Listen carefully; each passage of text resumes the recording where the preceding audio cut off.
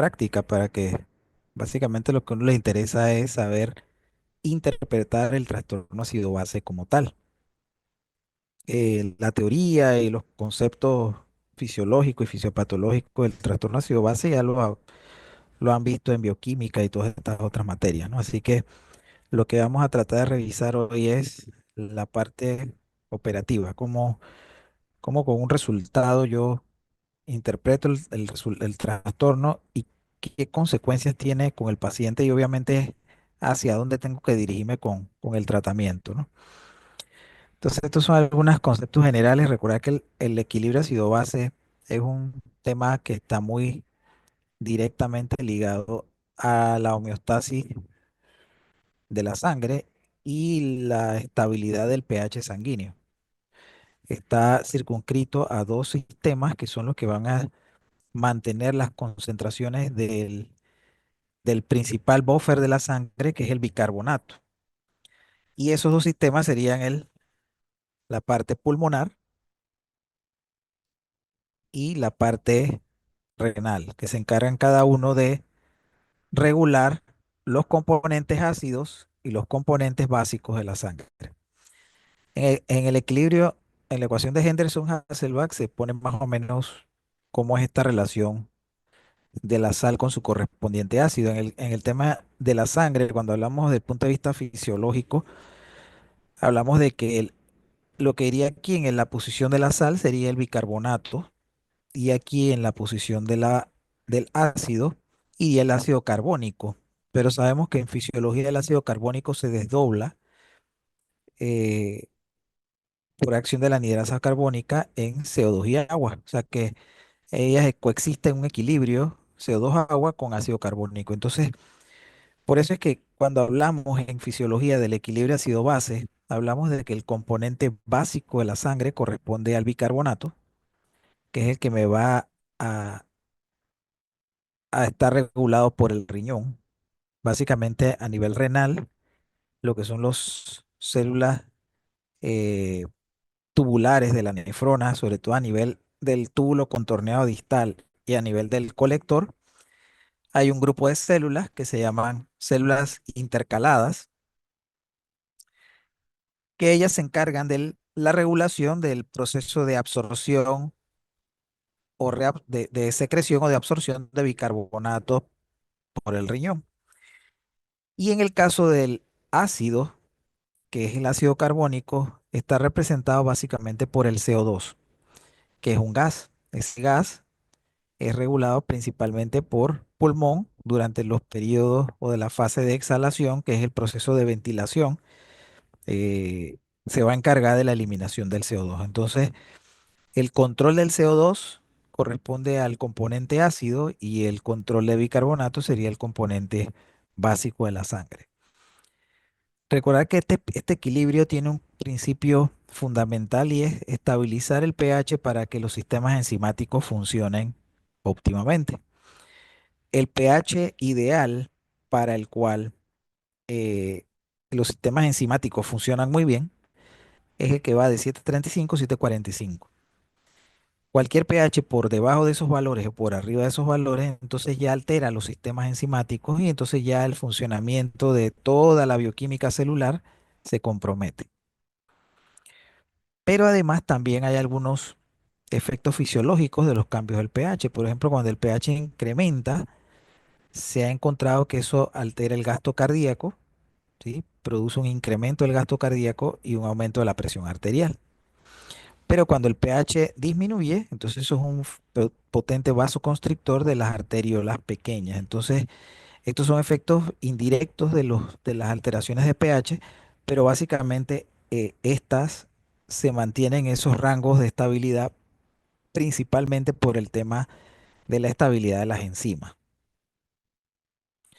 Entonces ya dijimos esto, ¿no? ¿Quién se encarga de cada componente? Y aquí está el equilibrio, cómo se da.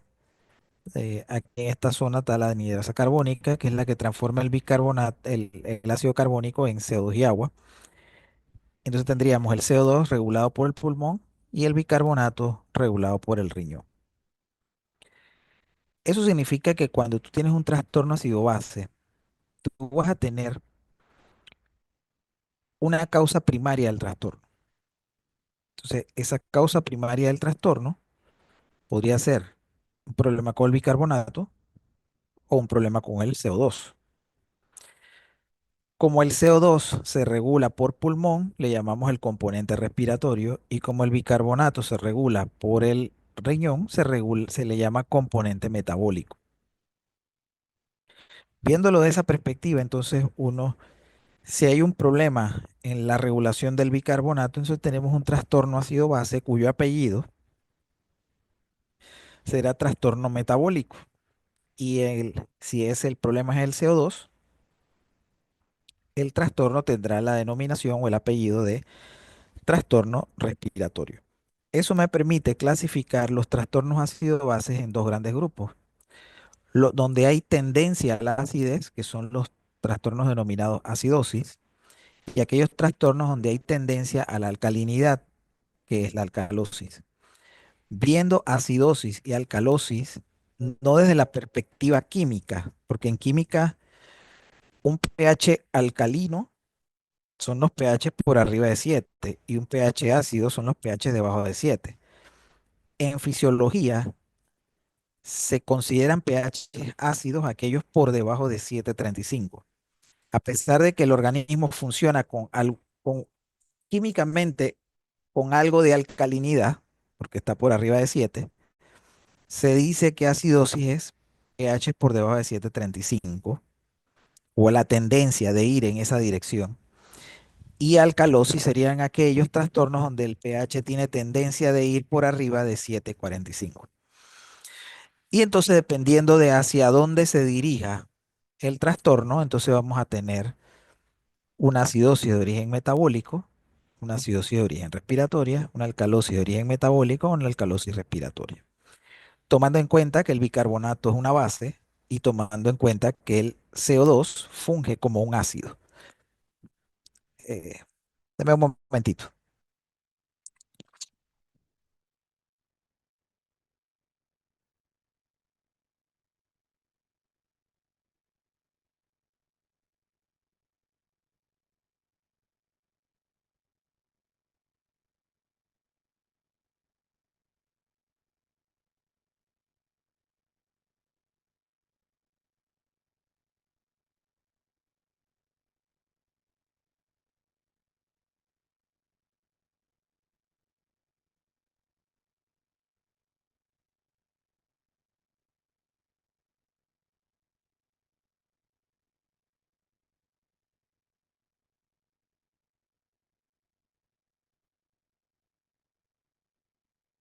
Sorry, es que se me iba a caer algo. Ok, entonces, teniendo esto claro, uno puede definir los trastornos según el tipo de componente y el tipo de en qué dirección tiende a ir el pH. Ok, hay un concepto que es bien importante y es el concepto de compensación.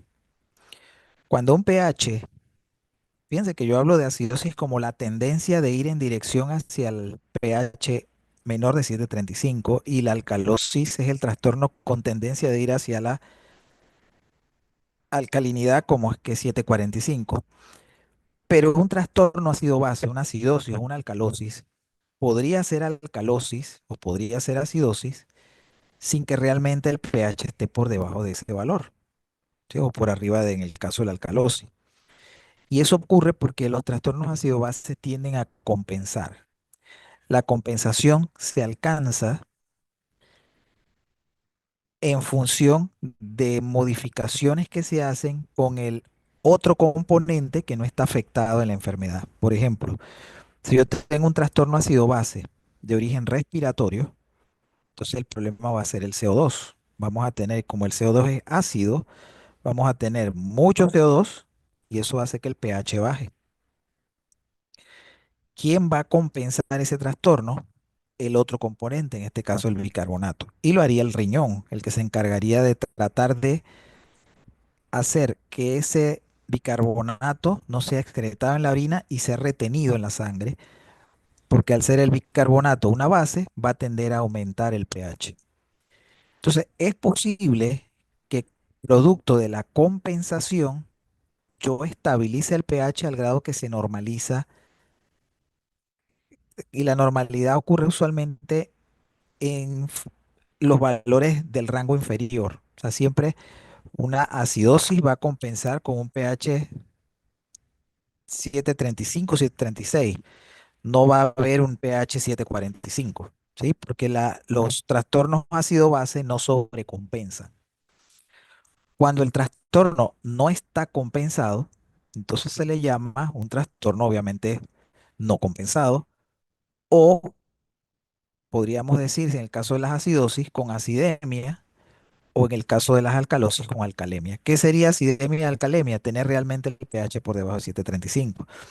O sea que acidemia es lo mismo que decir que el trastorno no está compensado. Ok, entonces recordar siempre el pH normal, 7,35, 7,45. Son valores que hay que aprenderse.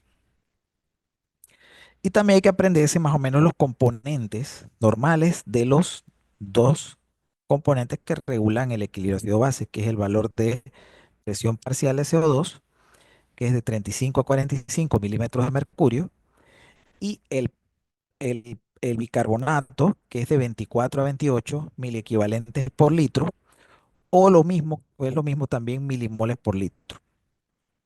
O sea, recordar esos valores, porque la interpretación de los trastornos se basa en los resultados de estas pruebas.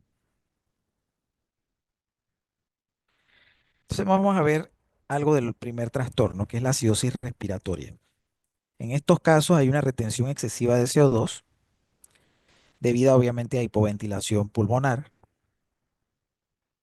La gran mayoría de los casos, estos van a, obviamente si hay retención de CO2, estamos teniendo hipercapnia, y la hipercapnia es más común en las enfermedades que tienen carácter obstructivo de la vía aérea inferior, como el asma,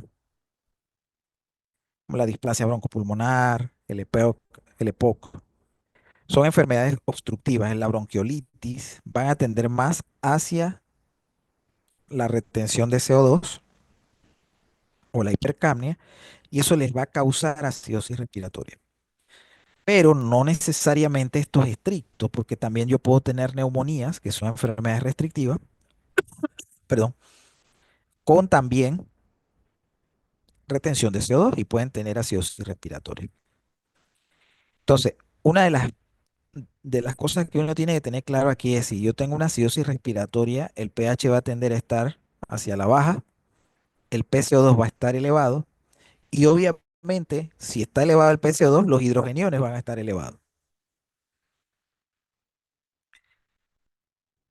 Todos los trastornos ácido-base producen síntomas, ¿sí? Síntomas causados por el trastorno per se. El mismo trastorno lo causa. Y por ejemplo, se describe en un paciente acidótico respiratorio que puede haber diaforesis, cefalea, taquicardia, confusión, somnolencia e irritabilidad. ¿Sí? Ok, ¿cómo se compensaría este trastorno? Básicamente lo compensaría el riñón, que es la parte que no está enferma, y lo haría reteniendo bicarbonato. Esa retención de bicarbonato, que es la reabsorción renal de bicarbonato, lo que va a incrementar es el pH. Pero fíjense que aumentar el pH no significa corregir el trastorno, porque todavía se sigue reteniendo CO2, porque estamos ante una enfermedad pulmonar. Entonces, eh, aquí lo importante es que aunque tu pH se compense, tu trastorno sigue allí. O sea que sigues teniendo acidosis respiratoria. Entonces, ese es el principio general. Recordar que los trastornos ácido-base no hacen sobrecompensación. Entonces, el riñón va a reabsorber solo la suficiente cantidad de bicarbonato para que ese pH se aproxime a 7,35, 7,36, pero no va a irse al otro extremo. Eso es lo usual. Y solo decimos que está compensado cuando el pH se normaliza. Ah, Antes de eso, puede estar en vías de compensación, que yo pueda empezar a incrementar el valor de bicarbonato, pero no ha alcanzado la compensación. Ok, el otro extremo del trastorno ácido base respiratorio es la alcalosis. Acá lo que ocurre es lo opuesto, hay hiperventilación, una excesiva eliminación de CO2. El pH va a aumentar, o sea que vas a estar alcalótico, con un PCO2 bajo y por consiguiente los hidrogeniones bajos. La causa más común de alcalosis respiratoria son las crisis de ansiedad. Cuando una persona entra en una crisis de ansiedad, empieza a hiperventilar, eh, entonces va a empezar a decir cosas, por ejemplo, que se le duermen las manos, le hormiguean las manos, eh, va a sentir ansiedad, angustia, obnubilación, incluso puede perder el conocimiento. Cuando está en alcalosis, la persona se desmaya. Y eso se piensa que es porque hay una disminución de la perfusión cerebral que es transitoria y eso hace que la hiperventilación se detenga. Y eso obviamente para el trastorno. Ok. Este trastorno, como es un trastorno muy agudo, porque está muy ligado a fenómenos de hiperventilación, eh, la mayoría están relacionados con problemas de ansiedad. Puede haber esfuerzos físicos que pueden generar también alcalosis respiratoria, la fiebre, el embarazo, puede causarlo. Es raro que sobrecompense, ¿verdad? Porque es raro que nosotros nos mantengamos sostenidamente por periodos de tiempo muy altos, eh, barriendo CO2 constantemente, a menos que tengamos una enfermedad pulmonar con taquipnea que esté causando esa hiperventilación, pero eh, usualmente la enfermedad pulmonar termina teniendo consecuencias más en la eliminación del CO2 que en el barrido de CO2. Por eso estos trastornos rara vez compensan. Pero ¿cuál sería la compensación? Este trastorno de alcalosis respiratoria sería obviamente la eliminación de bicarbonato por vía renal. Y obviamente como se necesitan varios días para hacer esa eliminación, entonces el trastorno rara vez lo vamos a ver con algún grado de compensación. Hasta ahí preguntas.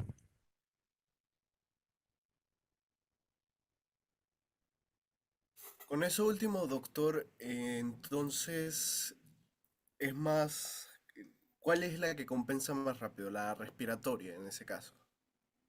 Y cuando el componente respiratorio está compensando un problema metabólico, él compensa rápido. El riñón hace una compensación un poco más lenta. Él puede arrancar la compensación en unas 6 horas, entre 6 y 8 horas después de que el trastorno comienza, pero quizás logra la compensación ya cuando pasan las 24 horas. O sea que al riñón le toma tiempo compensar cuando le toca el compensar. Pero en este caso, bueno, sí, este caso de la alcalosis respiratoria es precisamente ese es el detalle, ¿no? Porque usualmente los fenómenos de hiperventilación, sobre todo cuando están asociados a crisis de ansiedad, inducen desmayos. Y ahí para el trastorno, porque tú paras de hiperventilar cuando te desmayas. Entonces no da tiempo a que se alcance la compensación renal. En el caso de las acidosis respiratorias sí se puede alcanzar compensación renal, porque hay una enfermedad subyacente que causa el problema de la retención de CO2. Y esa enfermedad, hasta que no la quites, no vas a tener a parar el problema de hipoventilación.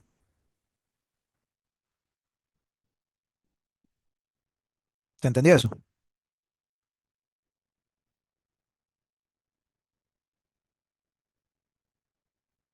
Sí, doctor, gracias. Ok. Entonces, en la acidosis metabólica, aquí el componente primario que se afecta es el bicarbonato. Recordar que el bicarbonato es básico. O sea que para que yo cause un trastorno que induzca disminución del pH, tengo que reducir los niveles de bicarbonato en sangre. Y hay dos maneras de hacer eso. Yo puedo excretar de manera exagerada bicarbonato, ya sea por el riñón o por otros lugares que secretan bicarbonato, por ejemplo el tubo digestivo. Puede haber eliminación excesiva en el caso de las diarreas, por ejemplo. Tú pierdes, no solamente pierdes agua, sodio, potasio, cloro, pierden también bicarbonato por la vía intestinal.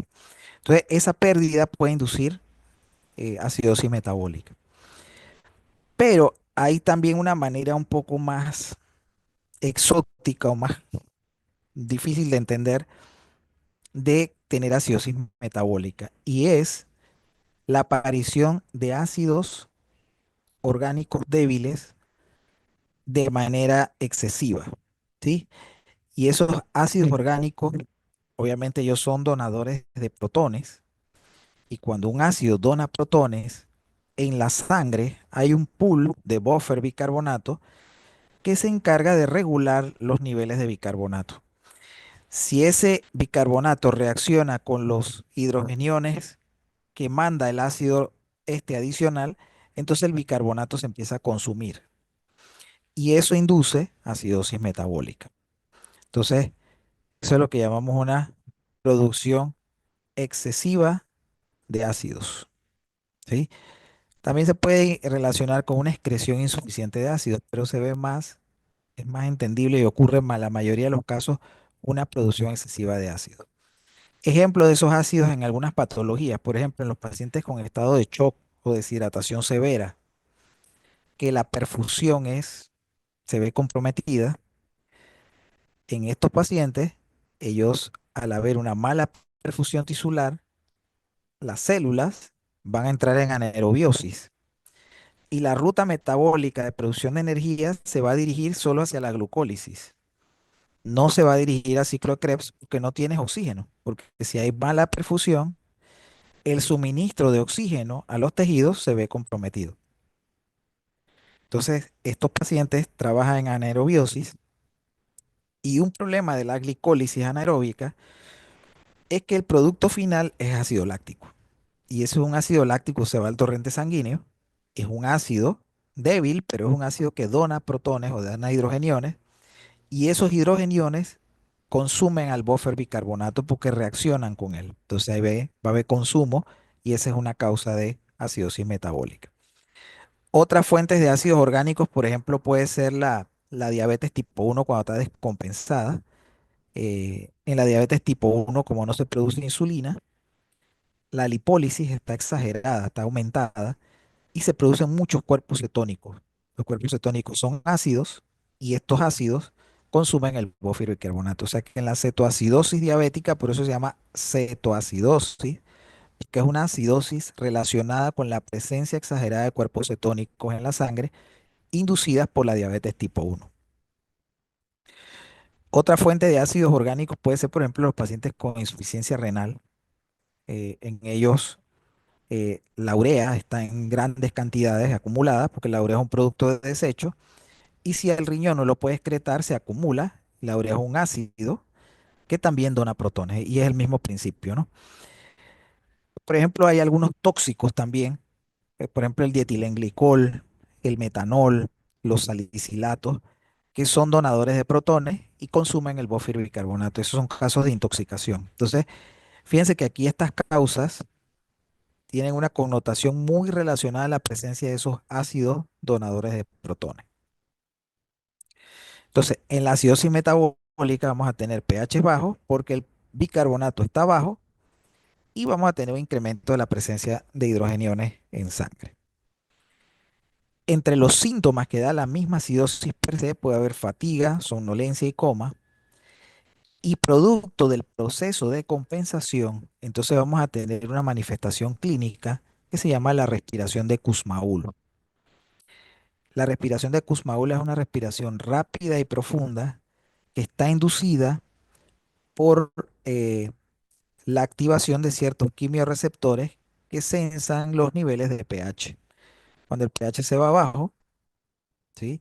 Y los niveles de bicarbonato empiezan a caer, estos receptores mandan señales al centro respiratorio para que el individuo respire rápido y profundo y elimine CO2. El objetivo de eliminar CO2 es eliminar ácido. Y como estás ácido, al eliminar el ácido, eso te estabiliza el pH. Entonces, esa respiración de Kussmaul es producto del proceso de compensación. Recordad que la respiración de Kussmaul, el pulmón ventila de forma adecuada. O sea, lo que hace es que una hiperventilación excesiva en respuesta a la acidosis metabólica.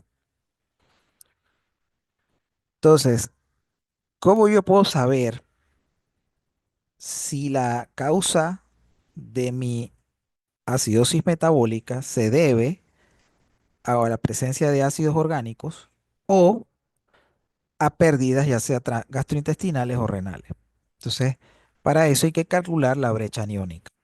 Todas las acidosis metabólicas necesitan calcular siempre la brecha aniónica para poder definir en qué escenario estamos. La brecha aniónica se calcula así como se ve en la fórmula. Algunas fórmulas eliminan el potasio, otras lo incluyen, eso no importa, porque el potasio es un valor muy bajito, casi siempre es 3, 4 de potasio, 3, 4, 5 máximo. O sea que el valor es a veces hasta despreciable, ¿no? Pero usualmente se usa sodio, potasio, sodio más potasio menos la concentración de bicarbonato más cloro. El valor normal de esta brecha debe ser entre 12 y 16. Pero ¿qué resulta? Cuando tú calculas esa brecha aniónica y es normal en una acidosis metabólica, lo más probable es que la causa sea por pérdida de bicarbonato, por pérdidas renales o pérdidas gastrointestinales.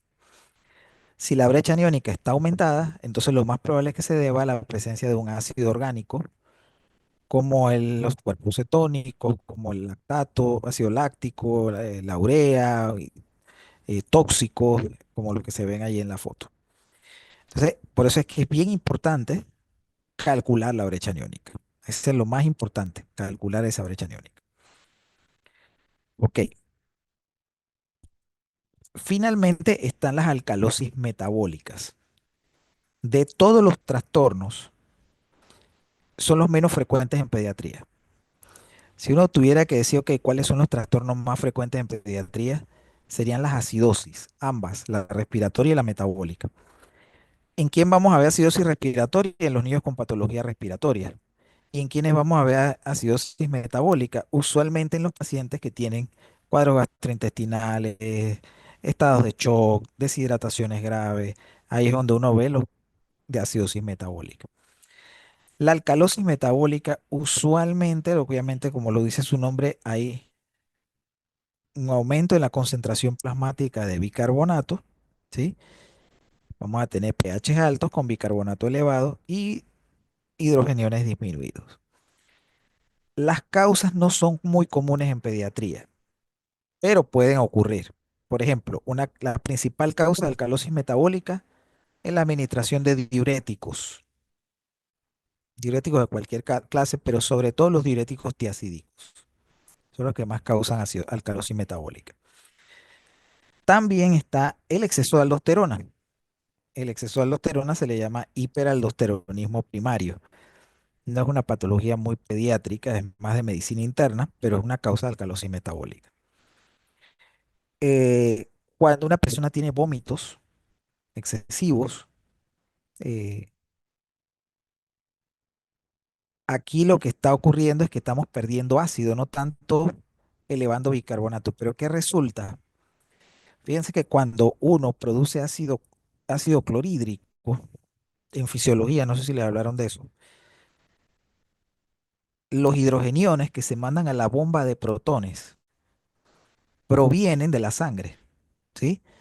Esos hidrogeniones que provienen de la sangre vienen del equilibrio de esta formulita que está acá, que fue la que presenté al principio, de esta fórmula, vienen de esta relación. Ellos vienen de aquí. Estos hidrogeniones se mandan a la célula principal, perdón, a la célula parietal, y el bicarbonato se queda en la sangre, ¿sí? Estos hidrogeniones, junto con cloruro de potasio, son eliminados al lumen del estómago y son utilizados en la digestión. Pero ¿qué resulta? Esos hidrogeniones normalmente no se pierden, porque ellos cuando son llevados a lo que el resto del tubo digestivo, cuando entran al duodeno, son neutralizados nuevamente por bicarbonato y son reabsorbidos al torrente sanguíneo. O sea que esos hidrogeniones no se pierden como producto de la producción de ácido clorhídrico, excepto cuando vomitas.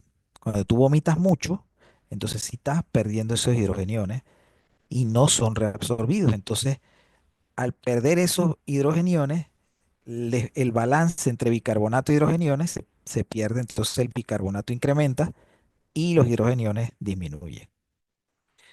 Ok, entonces eso lo vemos en pacientes que vomitan mucho, puede haber alcalosis metabólica.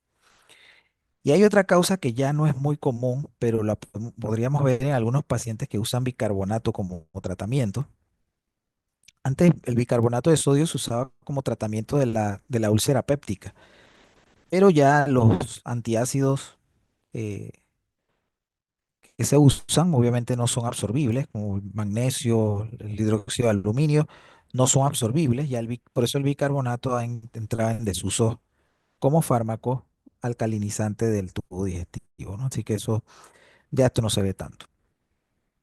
Las alcalosis metabólicas muy severas causan hipertonía muscular, fasciculaciones y los cuadros más severos, convulsiones y coma.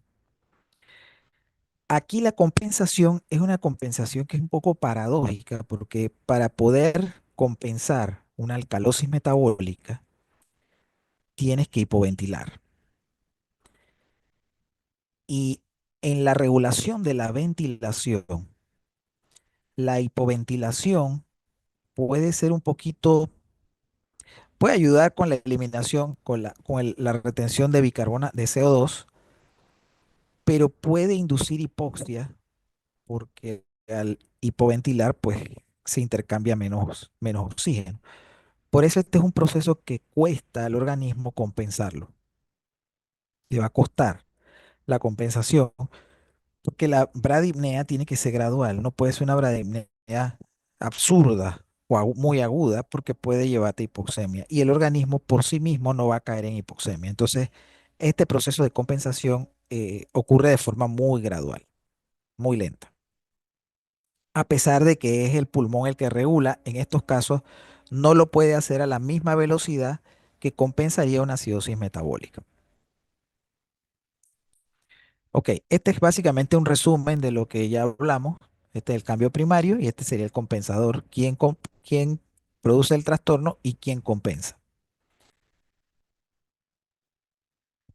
El problema en medicina es que no todo es así como te lo pintan en los libritos, así tal cual como dice la teoría.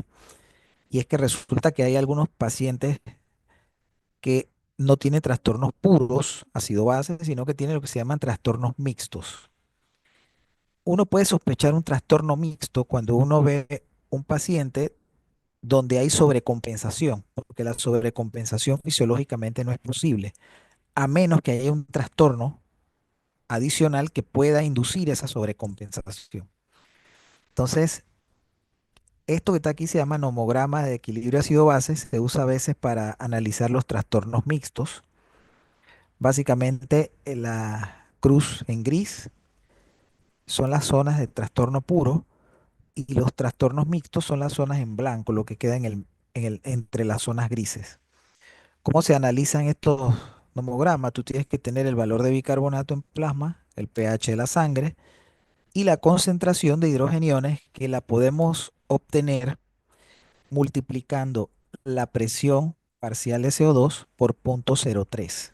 Eso es un factor de conversión que me convierte el PCO2 en hidrogeniones. Se multiplica PCO2 por 0.03. Y entonces yo con esos valores pongo los valores de mi paciente en el gráfico y yo puedo definir en qué zona cae para determinar si el paciente está en equilibrio o no, o si está en un trastorno puro o en un trastorno mixto. Eso es fácil de hacer, realmente es bien fácil de hacer. Eh, pero a veces no tenemos el nomograma. Entonces podríamos hacer algunos cálculos que yo no los voy a poner así tan difíciles, pero por ejemplo, si yo tuviera una acidosis metabólica, yo podría predecir cuál es la compensación esperada de CO2 que necesito para normalizar el pH según el grado de concentración de bicarbonato. Por ejemplo, yo puedo tener una acidosis metabólica donde el bicarbonato está en 10, por ejemplo. Es una acidosis metabólica porque el bicarbonato debe ser de 24 a 28, pero el paciente tiene 10. Si yo pongo en esta fórmula el 10, 10 por 1.5 da 15, 15 más 8 es 23, ¿sí? Entonces, la fórmula me está diciendo que la compensación esperada para esa acidosis metabólica, donde el bicarbonato está en 10, debe ser 23 más o menos 2. ¿Qué significa ese más o menos 2? Que podría estar en el rango entre 21 y 25. Ese más o menos el PCO2 esperado que yo debo esperar para que el pH llegue a 7,35. Si yo veo que mi trastorno ácido base está pasado de eso, la compensación se pasó, por ejemplo, en vez de tener 25, tiene 15, entonces debe haber un problema porque está sobrecompensando. Entonces eso puede dar origen a una sospecha de un trastorno mixto. Y hay que analizar entonces el cuadro un poco con más detalle.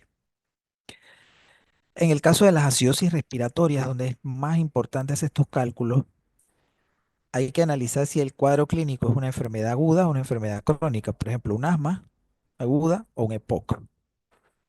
¿Por qué? Porque lo que va a elevar es el bicarbonato. Si es un problema crónico, va a haber mucha elevación de bicarbonato, ¿sí? Si es un trastorno agudo, la elevación va a ser, sí va a haber elevación, pero no tan alta. Entonces, uno puede predecir cuánto va a elevarse ese bicarbonato en función de cuánto se elevó el PCO2 en la acidosis respiratoria. Por ejemplo, por cada 10 milímetros de mercurio de elevación del PCO2 en una acidosis respiratoria, el bicarbonato se va a elevar un miliequivalente para alcanzar el pH normal. Eso es un trastorno agudo. En un trastorno crónico, la elevación es 3,5 por cada 10 de PCO2 elevado. Entonces, esos son cálculos que uno podría hacer si uno tiene dudas si el trastorno es puro o el trastorno es mixto, porque vamos a encontrar si hay o no sobrecompensación. Eso se puede calcular si uno lo tiene que hacer. Doctor, una pregunta sobre el valor del PCO2 en los niños. Disculpe, en los niños es similar al del Al del adulto, adulto. el Sí, valor superior. sí. De El, acuerdo. el bicarbonato es el que puede tener variaciones en pediatría, sobre todo en neonatos. Es un poquito más bajo. Por ejemplo, en neonatología ellos les gusta usar 21, de 21 a 28. Pero eso es en neonatos. En el resto de la población y en el es este valor.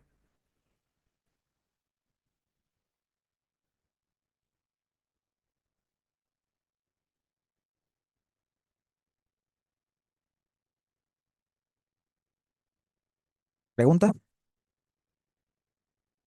Bueno, eso hay que leerlo, revisarlo, porque eso no viene para, bueno, esto sí es parte del examen que viene, ¿no? Del próximo, que ya el segundo ya pasó. Ok, el otro tema que voy a dar tiene mucha relación con este tema de trastorno ácido base, porque es lo que llamamos la insuficiencia respiratoria aguda.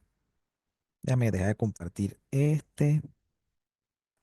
Déjeme volver a compartir este de acá. Doctor, una pregunta. Dígame. O sea, es decir, que en las próximas clases vamos a ver cómo se corrigen estos trastornos. Eh, ah, no es que no he dicho la terapia. Ajá. Es que, ¿cuál es el tratamiento de un trastorno ácido base? ¿Qué se les ocurre? Eliminar la causa Eliminar la causa subyacente. subyacente. Exacto. Es eliminar la causa subyacente. Si por ejemplo tú tienes un paciente con una insuficiencia respiratoria, ahora vamos a ver que la insuficiencia respiratoria es una causa de acidosis respiratoria, ¿no? Tienes que tratar la causa de fondo. Si tienes una neumonía, tratar la neumonía. Si tienes una crisis asmática, trata la crisis asmática. En el caso de las acidosis, por ejemplo, si tú tienes que el origen de tu acidosis es una cetoacidosis diabética, entonces tienes que tratar de compensar la diabetes en ese paciente. Si es una deshidratación, tienes que rehidratar. Fíjense que la mayoría de los trastornos no tratas el problema que induce el trastorno, porque usualmente tienes que tratar es la causa que generó el problema. Por eso es que no les había hablado de tratamiento. El tratamiento es tratar la enfermedad de fondo. Pero hay algunas estrategias de tratamiento, que esa la vamos a ver en esta clase, en el caso de la de la hipercapnia que se pueden hacer para tratar la hipercapnia mientras resuelvo la causa de fondo. Entonces eso es lo que vamos a ver en esta. Por eso es que están casadas estas clases. Ok, gracias, O- doctor. Ok. Entonces vamos a ver esta. ¿Se ve? Sí, sí se ve. Ok. Entonces, ¿qué es la insuficiencia respiratoria? Como lo dice su nombre, es un problema grave, una severa alteración del recambio gaseoso pulmonar debido a una falla del sistema respiratorio. Si ustedes se acuerdan, en fisiología, el sistema respiratorio tenía dos objetivos claves fundamentales. El sistema respiratorio había muchas funciones, que sí que humidificar el aire, que calentar el aire, que transportar el aire, había muchas funciones. Pero el objetivo primario del sistema respiratorio es oxigenar la sangre y eliminar el CO2, el dióxido de carbono. Esos son los dos objetivos fundamentales del sistema respiratorio. Si el sistema respiratorio no logra cumplir con esos dos objetivos,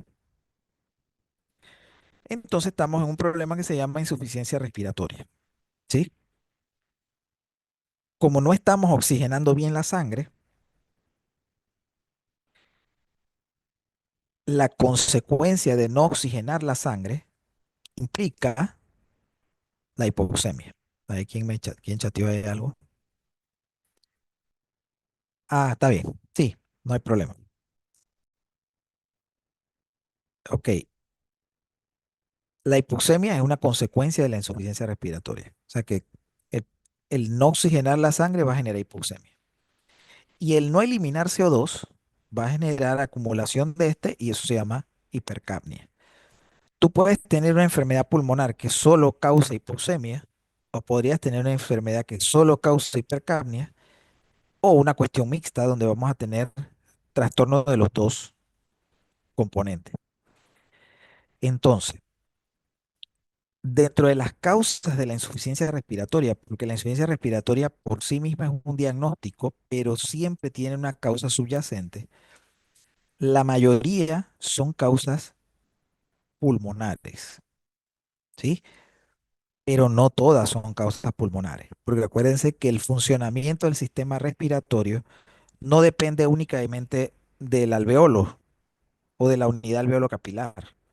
Depende también, por ejemplo, del buen funcionamiento del diafragma.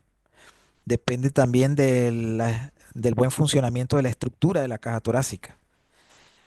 Depende también, por ejemplo, del, eh, del buen funcionamiento del sistema nervioso, que es el que va a mandar las señales que van a activar la contracción del diafragma.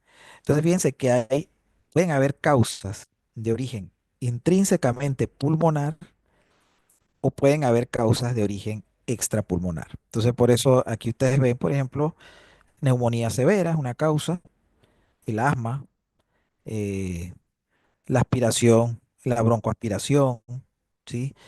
La cirugía torácica, la cirugía prolongada, el trauma torácico, el trauma craneoencefálico, las enfermedades neuromusculares de rápida progresión, todo eso puede llevar a insuficiencia respiratoria. Por ejemplo, un paciente que tiene una crisis convulsiva tónico-clónica generalizada. Durante la convulsión, él pierde el control adecuado, la coordinación de ese proceso de contracción, relajación del diafragma y el proceso de entrada y salida de aire se ve comprometido. Por eso ustedes ven que los pacientes que convulsionan se ponen cianóticos, hacen hipoxemia, porque durante la convulsión van a tener una insuficiencia respiratoria asociada a un trastorno neuromuscular. Entonces, no siempre es de origen pulmonar, pero es muy frecuentemente de origen pulmonar. Entonces, las manifestaciones clínicas van a depender de varios aspectos. Hay unas que están relacionadas con el incremento del trabajo respiratorio. Trabajo respiratorio, véanlo como qué tanto nos cuesta respirar. Es el trabajo respiratorio aumentado.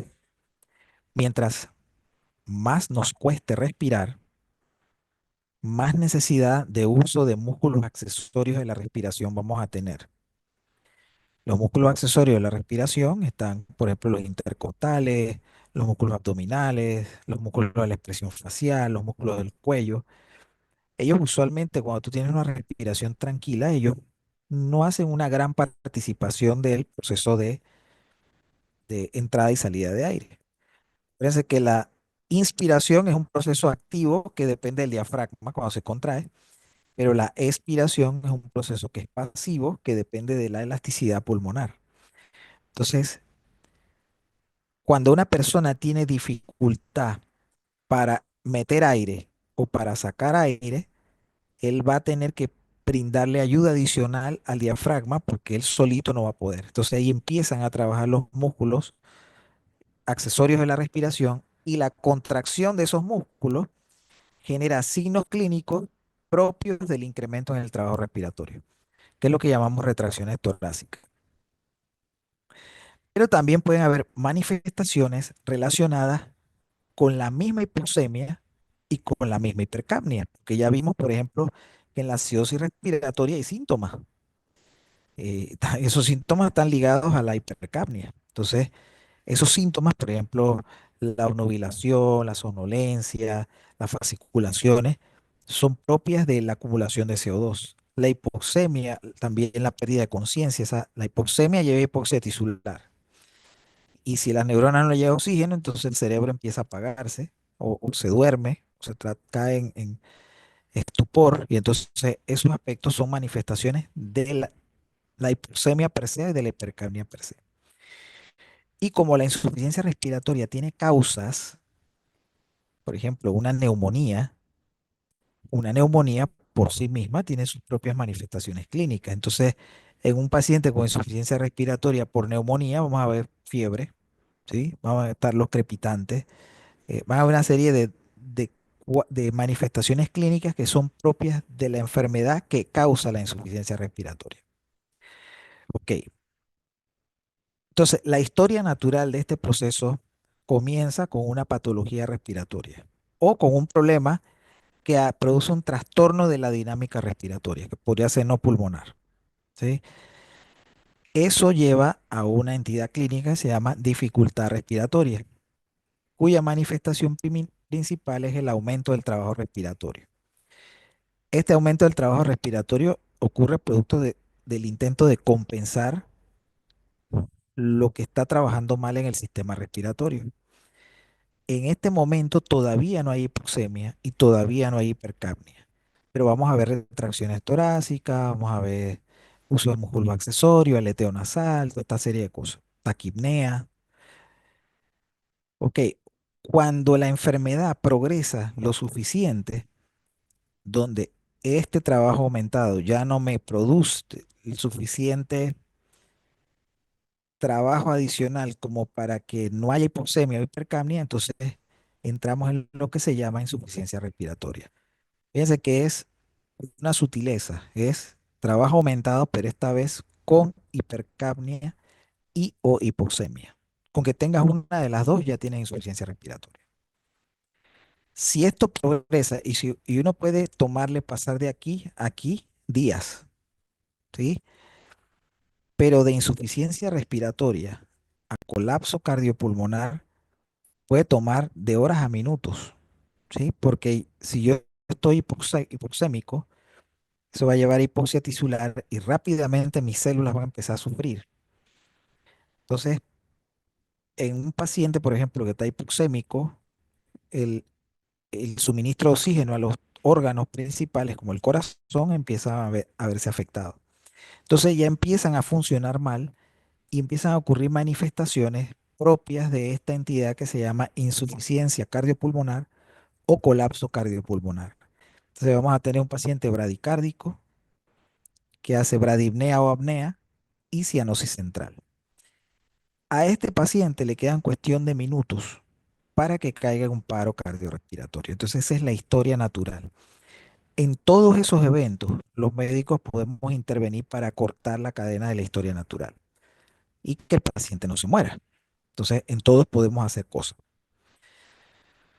Ok, pero fíjense que es mucho mejor evitar el paro cardiorrespiratorio que las cosas que ocurren antes. Porque miren, que este estudio hicieron un análisis de los pacientes que caen en paro respiratorio, por ejemplo, que están en colapso cardiopulmonar, contra los que hacen paro cardiorrespiratorio, y la sobrevida es súper diferente, ¿sí?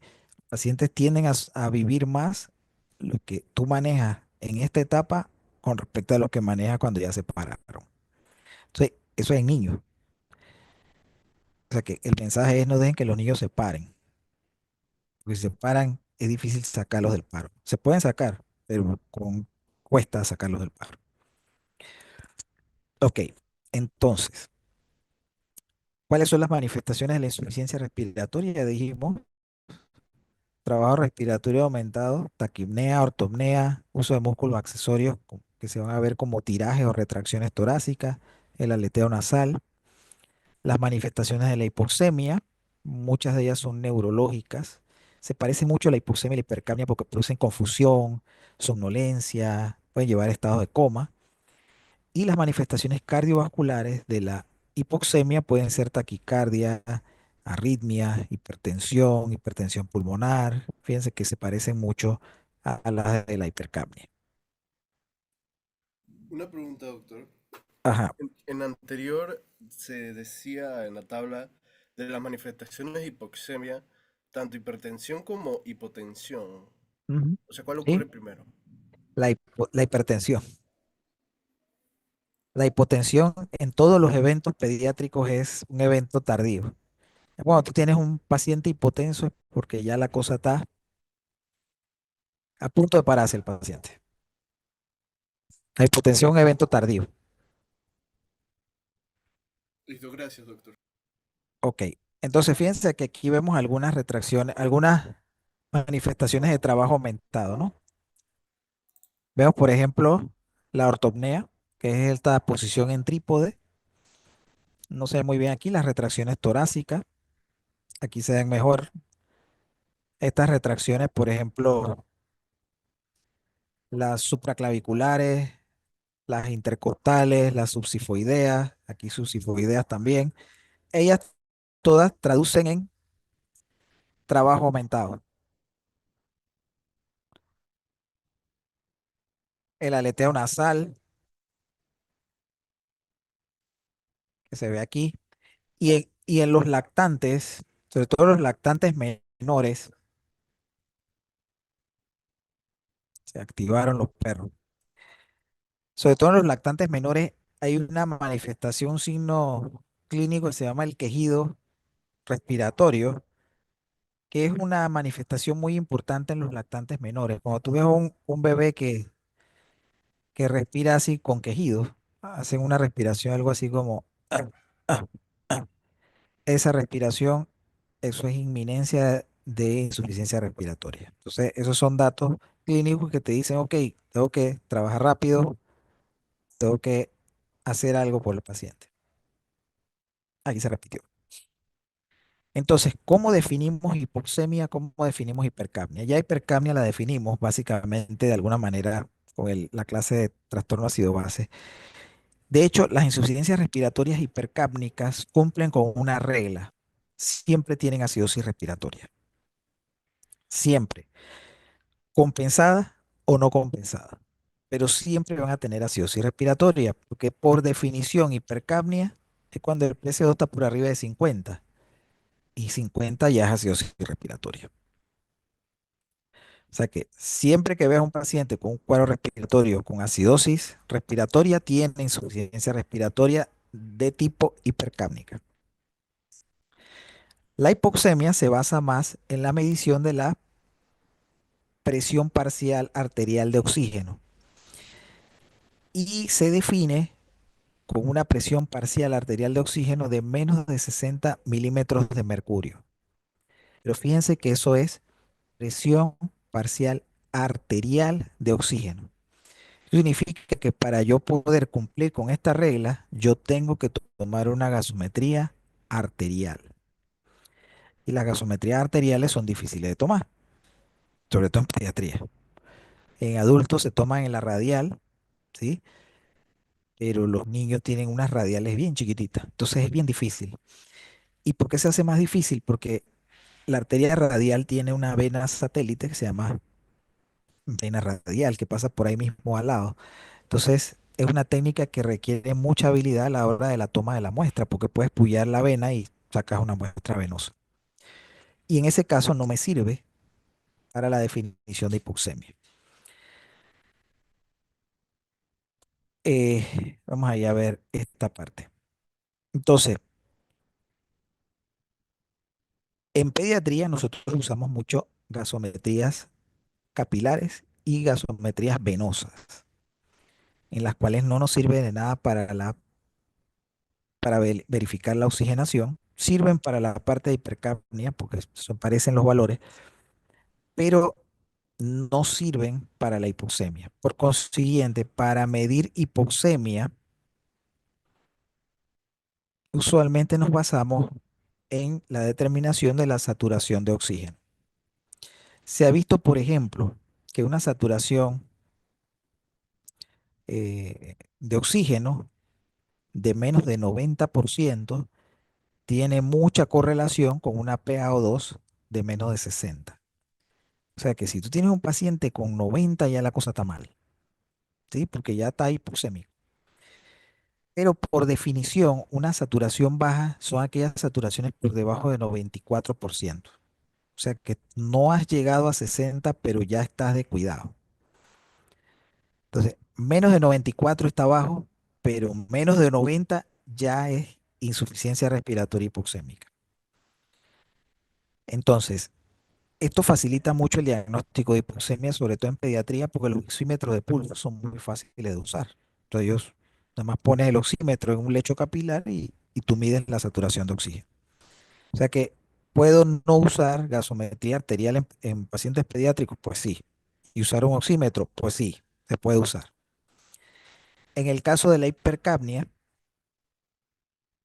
perdón, la hipercapnia, entonces ya dijimos que la hipercapnia siempre vamos a tener entonces el tema de acidosis respiratoria asociada al diagnóstico de insuficiencia respiratoria. Eso nos lleva a una clasificación de tres clases de insuficiencia respiratoria: la tipo 1, que es la hipoxémica; la tipo 2, que es la hipercápnica; y la mixta, que tiene las dos cosas. ¿Sí? Entonces, eso es.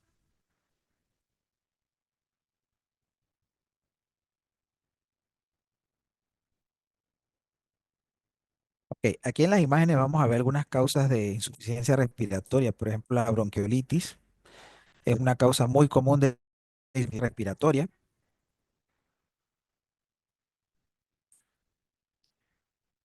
Las neumonías, sobre todo las neumonías graves, son una causa de insuficiencia respiratoria importante. Las cardiopatías congénitas, las cardiopatías congénitas, sobre todo aquellas que tienen flujo pulmonar aumentado, como los drenajes venosos anómalos, los CIB, los ductos arteriosos persistentes, son cardiopatías que tienden a producir edema pulmonar y obviamente causan insuficiencia respiratoria. Los escapes aéreos, por ejemplo, el neumotórax a tensión, es una enfermedad restrictiva que lleva a insuficiencia respiratoria muy rápidamente. Entonces, ¿cuál es el manejo inicial de la insuficiencia respiratoria? Aquí en esta situación sí hay que hacer cosas, porque puede ser que cuando tengas el paciente con la insuficiencia respiratoria, por ejemplo, llega el paciente al cuarto de urgencia con retracciones, con tiraje, tú le tomas el oxímetro de pulso, está en 89, tú no puedes esperar a hacer el diagnóstico para ver qué tiene, para tratar la causa de fondo. Aquí no se puede hacer eso. Si no, te quedas sin paciente en unos pocos minutos. Acá lo que hay que hacer es dar manejo a la insuficiencia respiratoria. Y el manejo consiste en dar algunas medidas de soporte. Por ejemplo, los pacientes en insuficiencia respiratoria se ponen en posición semisentada, ¿no? Puede ser sentada también. Eso facilita la expansión alveolar. Se les puede administrar oxígeno. Ahora vamos a ver cómo se administra el oxígeno. hay que verificar la permeabilidad de la vía aérea. Eso es muy importante porque a veces simplemente la insuficiencia es causada por un fenómeno obstructivo de la vía aérea, un cuerpo extraño, secreciones. Entonces, con aspirar la vía aérea a veces es suficiente. Hay que considerar la estabilidad de la vía aérea, si esa vía aérea es mantenible o no es mantenible. Si no es mantenible, mantenible significa que yo con pequeñas maniobras, por ejemplo, de posicionamiento del mentón y de la cabeza, la vía aérea se mantiene abierta. Si eso pasa, yo puedo mantener al paciente con oxígeno.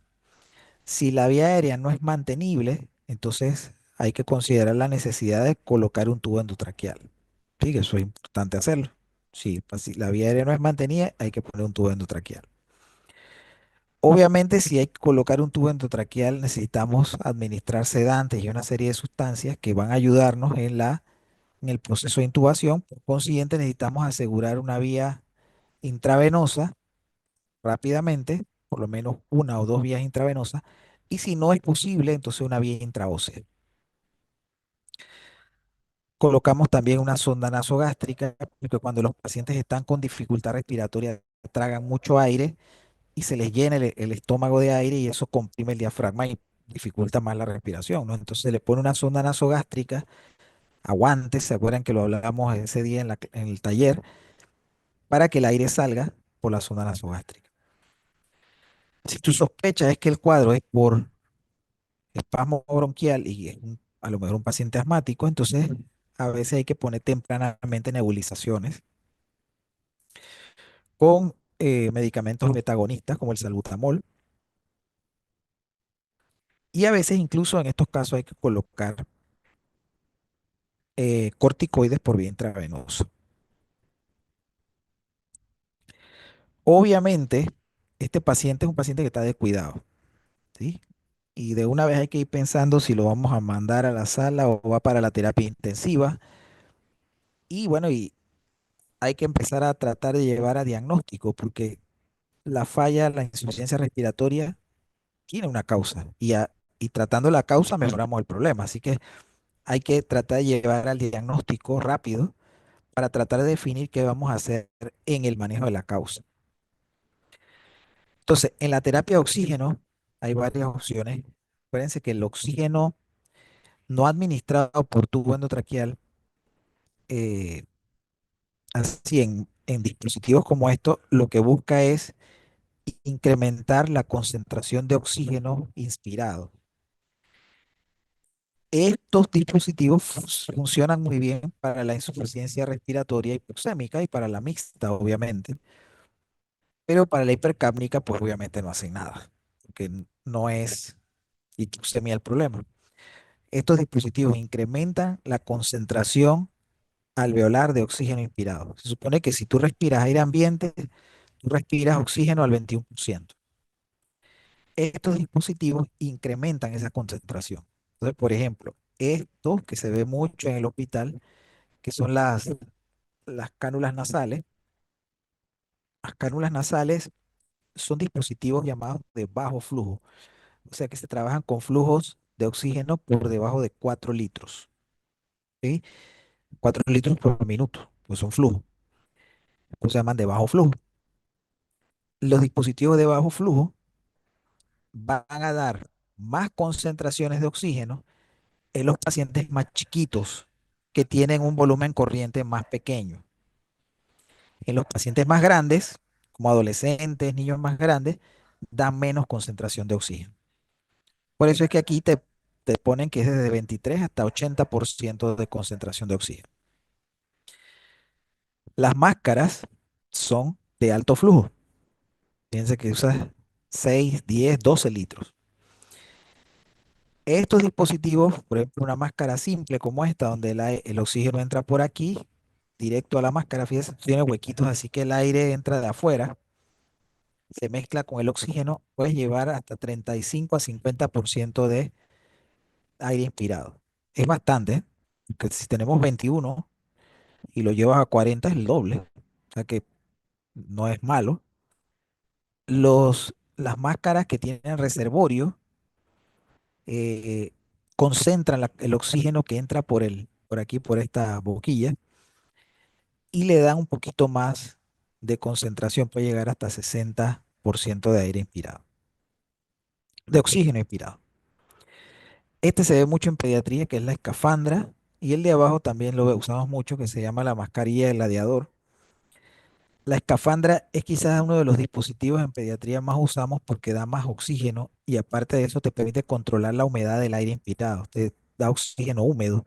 Se usa mucho en el manejo de la bronquiolitis y te da un aporte de 10 a 15, digo, se maneja con flujos de 10 a 15 litros y te puede dar un aporte de oxígeno entre 80 y 90% de oxígeno. O sea que es muy útil para oxigenar a los pacientes. La mascarilla gladiador, lo bueno que tiene es que da un acceso rápido a la vía aérea, lo usamos mucho cuando vamos a intubar, pero como mezcla mucho aire ambiente con oxígeno puro, entonces puede llegar hasta 40%. Entonces, si el problema es refractario a estos dispositivos o es una insuficiencia respiratoria hipercápnica, entonces hay que intubar al paciente y colocarlo, perdón, en un ventilador mecánico. ¿Qué hace un ventilador mecánico? Mete aire a presión positiva, ¿sí? Ese aire obviamente tiene oxígeno. El ventilador mecánico te va a permitir eh, regular la cantidad de volumen que entra, la cantidad de presión que entra. Vas a poder regular el tiempo que dura la inspiración. Vas a poder regular la concentración de aire inspirado con la fracción inspirada de oxígeno. Vas a poder regular la frecuencia respiratoria. Entonces, esos parámetros se ajustan en el dispositivo y se conectan al tubo endotraqueal del paciente. O sea que esto se trabaja con tubo endotraqueal. Aquí, por ejemplo, como no he actualizado esto, hay un dispositivo nuevo que se usa mucho en el hospital que se trabaja con estos de aquí, que se llaman las cánulas de alto flujo. Son unos aparatos especiales. Usan este tipo de cánula, pero conectada a un aparatito que parece como un pequeño ventilador, que lo que hace es que concentra el oxígeno que entra a alto flujo en el dispositivo y crea como si fuera una presión positiva dentro del sistema. Las cánulas tienen que ser cánulas un poquito gruesas que queden justitas en la fosa nasal y se usan cuando hay procesos de hipoxemia. O sea, se llaman cánulas de alto flujo. O sea, las van a ver cuando rotan en el hospital. Ok, si vamos a intubar un paciente, esto pues es un proceso, después lo vamos a ver en la clase de paro cardiorrespiratorio, en un video cómo es el proceso, pero usualmente las intubaciones en pediatría no son necesariamente intubaciones, eh, sí son de emergencia, pero son preparadas, ¿sí? Porque usualmente cuando intubamos a un paciente, lo hacemos porque tiene insuficiencia respiratoria o porque tiene un shock, porque el paciente no está en paro. Las intubaciones en paros se intuba al paciente simplemente sin hacer nada, simplemente se intuba. Pero cuando el paciente está despierto con un cuadro respiratorio de esta clase, hay que preparar al paciente, ¿sí? Y hay que preparar el equipo. Es como si fuera una intubación programada. Hay que saber algunos aspectos de la historia clínica, que los resumimos con el AMCHO: alergia, medicamentos, última comida, datos de la hospitalización y el origen de la enfermedad. Se preoxigena al paciente, fíjense que se ventila con máscara y bolsa autoinflable con oxígeno. Eso se hace por 3 minutos. Se oxigena bien. Eso para barrer el nitrógeno que está a nivel alveolar, producto de la respiración ambiental. Y al barrer el nitrógeno, entonces lo que hay en el alveolo es oxígeno. Eso te da más tiempo para la hora de intubar, que tengas más oportunidad de demorarte un poquito porque estás hiperoxigenado. Se premedica al paciente. Hay algunos que por ejemplo, se les pone atropina para evitar las bradicardias. Se seda La sedación es para quitar la ansiedad al paciente, porque el paciente está despierto. En algunos casos se puede incluso relajar, pero si uno relaja al paciente tiene que saber dar muy bien ventilación bajo máscara. Y después de eso se coloca el tubo endotraqueal. O sea, una vez que el tubo endotraqueal está en posición, esto no se deja al aire ni tampoco se conecta al oxígeno directo. El paciente está sedado y probablemente relajado. Esto va a un ventilador mecánico. Es un aparato que lo ayuda a respirar. Entonces, ese proceso que ustedes están viendo allí es lo que se llama secuencia rápida de intubación. Es un proceso que se hace, fíjense que no es que se corre a poner el tubo endotraqueal así a rajatabla, sino que se prepara al paciente para que sea una experiencia lo menos traumática posible y que no hayan traumas reales producto del uso del laringoscopio y estas cosas. Listo. Pregunta.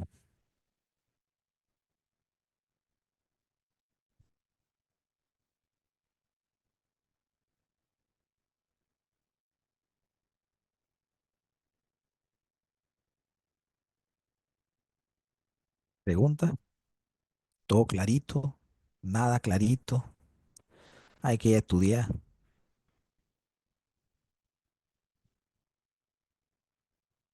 Hay que estudiar, doctor, definitivamente. Sí, esa es una realidad que uno descubre a medida que avanza en la medicina, que cada vez hay que estudiar más. Pero bueno, a veces uno se mete a esto porque a uno le gusta estudiar. Entonces, por ahí les paso las presentaciones para que las tengan y las vayan revisando. Yo no les debo ninguna que subir, ¿verdad? Yo la subí. Ah,